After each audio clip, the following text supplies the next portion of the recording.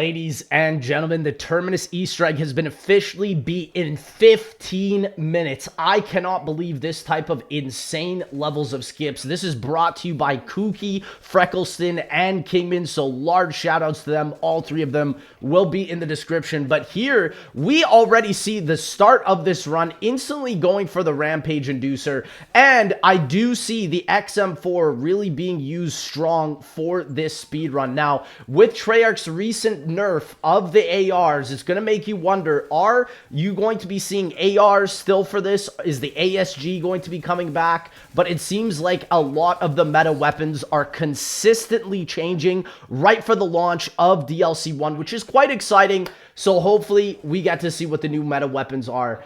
Also, they are going towards the stamina side. Interesting why they decide to buy this one. Also, I would not be surprised to see somebody using the Wonder Bar Gobblegum to instantly get the Beam Smasher so that they can instantly just skip that. And so here you can see they are just going through the rounds, keeping Rampage Inducer on, and continuously going through this Easter egg. Now, it's crazy because this Easter egg really isn't that difficult, especially if you're skipping the whole Wonder Weapon quest. I mean, the Wonder Weapon quest definitely takes a little bit of time to be able to do. And so here you can see that Kooky is popping Free Fire as well for the team. As right now, I do feel the Gobblegum is a little bit glitchy. Right now, it doesn't seem like it works with every weapon. I'm not totally sure if that's just how it's designed or if it's just glitched right now. But, I mean, you can see that obviously it's going to work with the gray weapons from spawn here. And so the second amp is getting turned on. Going for the GS45s as well. It definitely does seem like this is going to be the boss fight weapon as of right now. Because right now, it was kind of like a tie between the ASG and the GS45s at launch from what I've seen, and also just people using the Beam Smasher.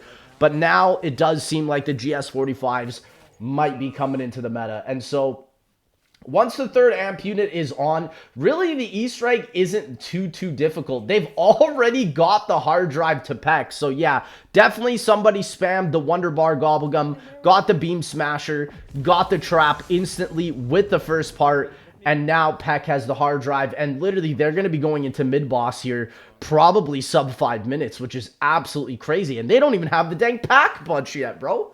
Wow. And so, yes, they are also going to be using this side Easter egg that gives you 64,000 points. You can see they only got about 32k between Freckleston and Kingman because they didn't pop a double points. And unfortunately, this side Easter egg has also just been patched. So no longer is this world record pretty much going to be viable, as from what I can tell. A lot of glitches that happen in between patches don't necessarily count towards the final score of the speedrun time for this map.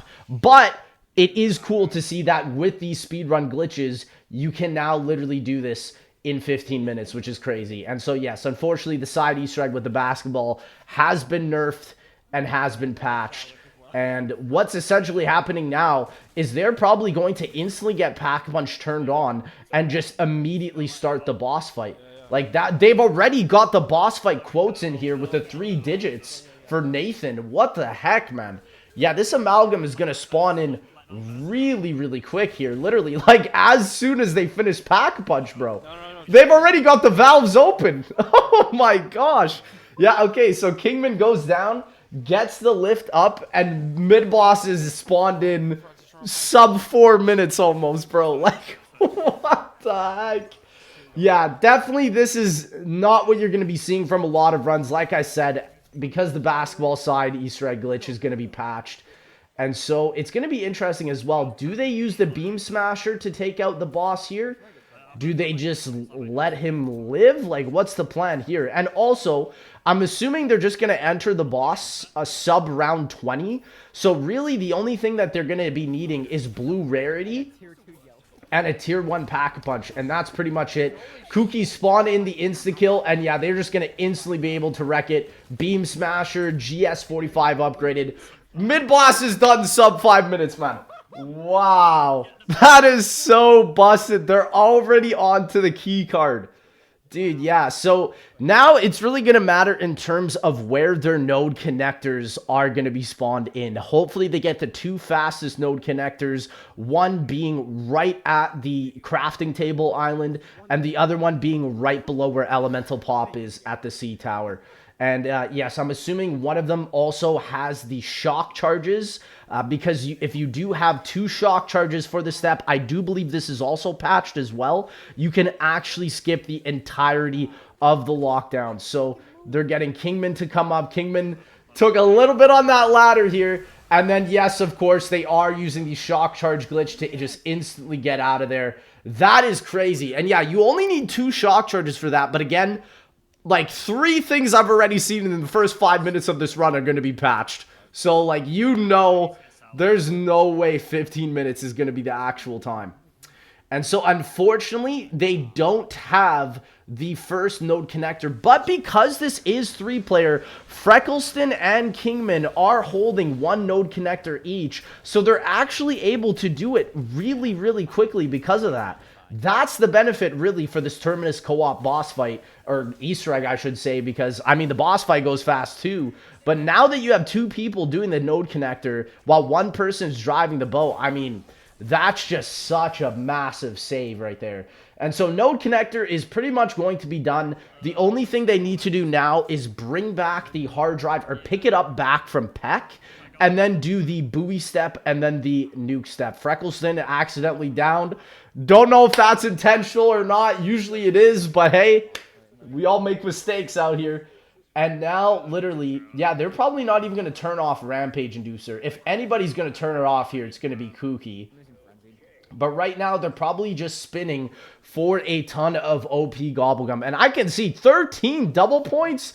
Bro, Kooky's definitely been doing some AFK glitching or something, man. Or my man's just been grinding all the way for this 15-minute run. I mean, I also don't think that we will ever see this run ever again, unfortunately. Maybe for like some Christmas or Halloween event or something like that coming up next year. But it's going to be hard to see because, again, so much of this run is with glitches. So it is going to be a little bit unfortunate. And so right now they're just waiting for the Samantha dialogue to go. They're getting perks. They're getting Gobblegum. Really not much that they can do at this point in time. And then so once they grab the hard drive, they're able to instantly rock into the buoy step. They're definitely also going to be using smoke grenades as well for the nuke step. And then it's on to boss fight. And so I've never seen a 3-player boss fight. I have seen a 4-player boss fight where they were able to take it out sub 4 minutes, which is, I mean, that is very impressive. But there you go. Kooky picks up the hard drive from Peck, and now they are able to start the buoy and the nuke step. The buoy step is very easy. Literally just seems like Freckleston will be the one to just go into the boats and do it. And so, yeah, he's doing it. Kingman's got an insta-kill. They have gotten some really good RNG as well. Kooky just dives for the boat. That's really cool. And yeah, you can actually pretty much just have one person driving here and the other one doing the laptop. So, I mean, that was a hilarious dive. My man just sent that, bro. And so, yeah, the last buoy now is going to be over towards the bottom island. And then they're pretty much ready to go on this nuke step. I'm assuming Kingman is going to be the one grabbing the smoke grenades and just throwing it. But again, with the nuke step, there's 3 nukes that you have to do. And they're going to be able to just breeze through them so fast with 3 players. Like, it doesn't seem like they're even going to be buying any perks other than basically just Juggernog, which is, I mean, that's pretty insane. Like, this is what I mean. I had people complaining in my Easter egg guides that this Easter egg was too hard. Brother, it is literally less than 6 steps. Like, I pray these people do not play Black Ops 3 or Black Ops 4 if they think this is too difficult. So, maybe it's just the boss fight, but hey, man, the steps in and of itself are really nothing comparatively to anything else. And so there you go. The buoy step is now fully completed. Sub 10 minutes as well is mad. Like, honestly, I think once all these glitches get patched, which has now kind of happened, I think the runs that you're going to start seeing are probably going to be around the 20-minute mark. I don't think we're going to be getting sub 20-minute after this, but it'll be around the 20-minute mark for sure. But this could potentially be one of the fastest Terminus Easter egg world records ever. Literally, it could genuinely be one of the fastest runs of all time. So let's just hope that's the case, because like I said, Treyarch is nerfing a lot of the meta weapons now, and they are also patching a lot. And so Kookie's just going in with Jug and 1 plate of armor. He doesn't even care, man. Jeez, there we go. Yeah, he's getting that one a little bit done, and then he's going to go over and get this one done. Yeah, and the thing is like, as long as one person isn't focused on them, you should be all right. And so there you go. Yeah, Nuke Sep also going to be done sub 11 minutes. And bro, their boss fight time is also probably going to be one of the fastest we've ever seen at around 4 minutes here. And so they're going to instantly go into the boss. Kookie's buying some ammo here. And yeah, because they're sub round 10, the boss is going to be very weak. Like, you might not think a blue rarity tier 1 pap weapon is going to do anything. But at this round, they're going to be able to just instantly clear it. Also interesting, he's going for Napalm Burst on his guns as well.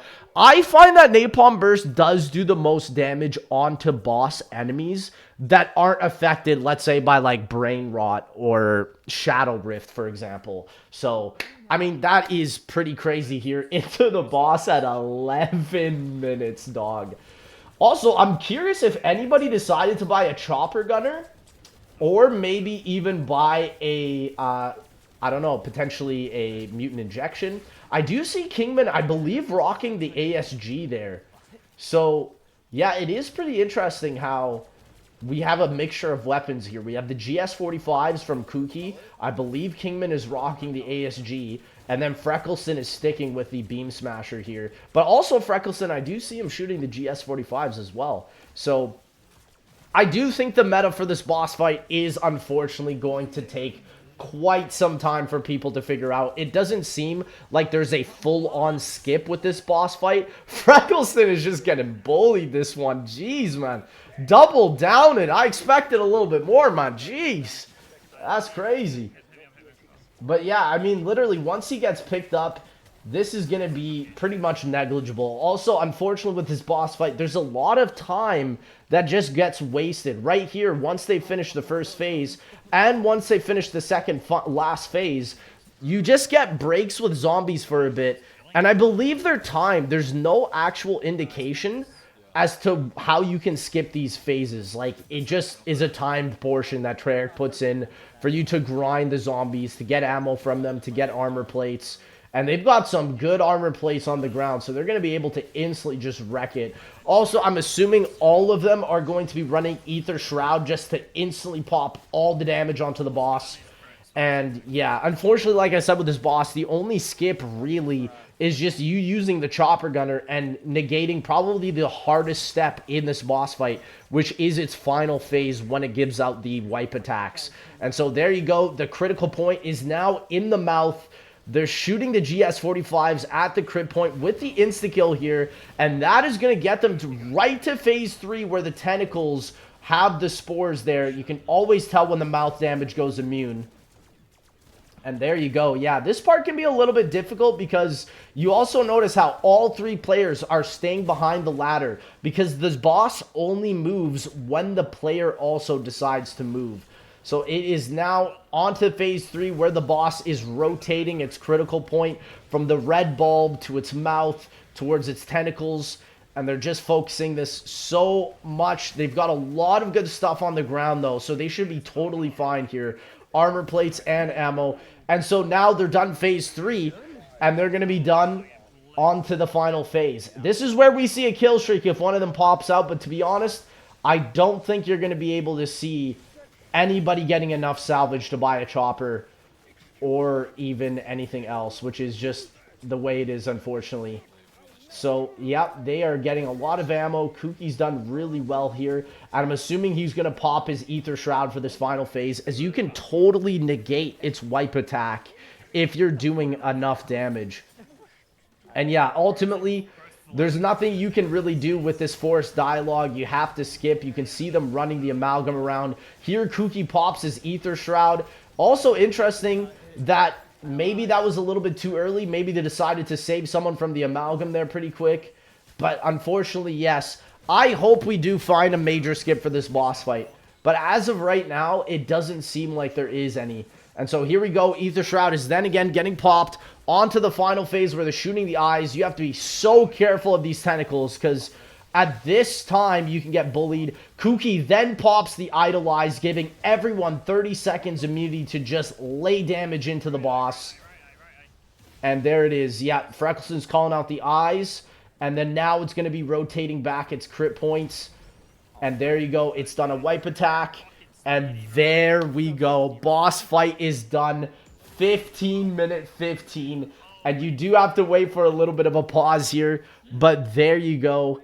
That is the run. That is really crazy. To be honest, like, I did not expect this run to be so fast. And ultimately, I don't think you'll ever see a Terminus run this fast ever again unless there's some crazy holiday event or some new glitches get passed out. And look at these guys. Actually crazy, dude. But ladies and gentlemen, that is going to be the run. Make sure you check out every single POV. I'll have them all in the description. And I'll see y'all in that next one.